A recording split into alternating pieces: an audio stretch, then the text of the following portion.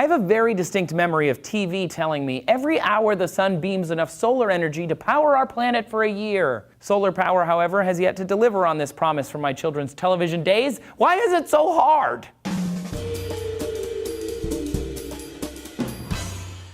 Hey there, sunshine. I'm Trace. Thanks for watching D-News. The sun shines on us every day. It comes down here, we gather it up, and we use it for energy. Boom, boom, boom, done. But it's slightly more complicated than that, as you probably know. In 1873, electrical engineer Willoughby Smith discovered the element selenium was photoconductive. When exposed to sunlight, the metallic form of selenium becomes a semiconductor. 3 years later, other scientists discovered selenium could be used to create electricity from that sunlight. They dubbed that the photoelectric effect. When sunlight hits a metal like selenium, the electromagnetic radiation is absorbed into it. This fueled a whole host of physics nerds who are still arguing to this day whether light is a particle or a wave. It was such a big deal, the 1921 Nobel Prize in Physics was awarded to Albert Einstein, maybe you heard of him, for explaining the photoelectric effect and for his contributions to theoretical physics or whatever. Eventually, scientists discovered that light energy causes the freeing of electrons, which, if captured, could be used to generate electricity. This photoelectric effect has since been cultivated and researched and cultivated again,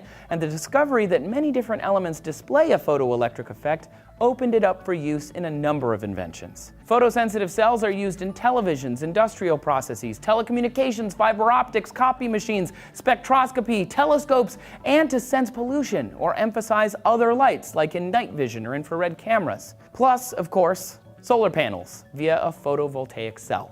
Photovoltaics were invented in the 1950s and were popularized by the space program as a way to power satellites. In the 1970s, pushes were made to modernize photovoltaics for use in commercial and residential power, but consumers mainly used them for calculators and watches and radios and little things like that.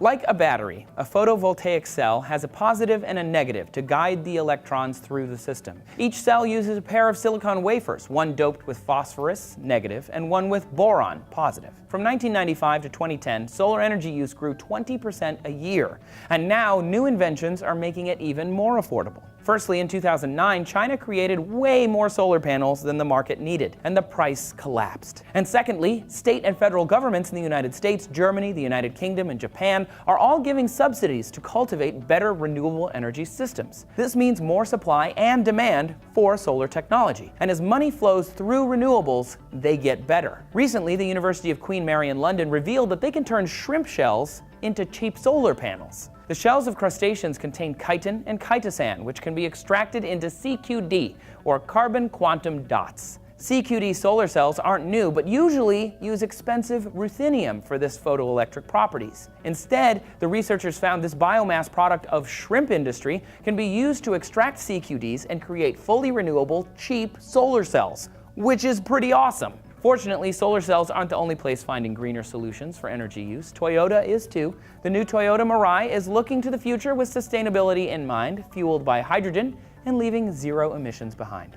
Every year, renewable energy is getting better, but it's not yet as efficient as we'd hoped. For more on the efficiency of the most common types of energy production, check out my video about that here. These new panels convert 46% of their sunlight energy into electricity. Typical rooftop panels, for example, hover around 15% at best. What do you think is the most promising type of energy? Solar, wind, nuclear, plain old coal, oil, and gas? Why? Tell me your thoughts in the comments. Thanks for watching, and if you haven't subscribed yet, go up there and subscribe. We need you here. Thanks for watching D-News. Have a good one.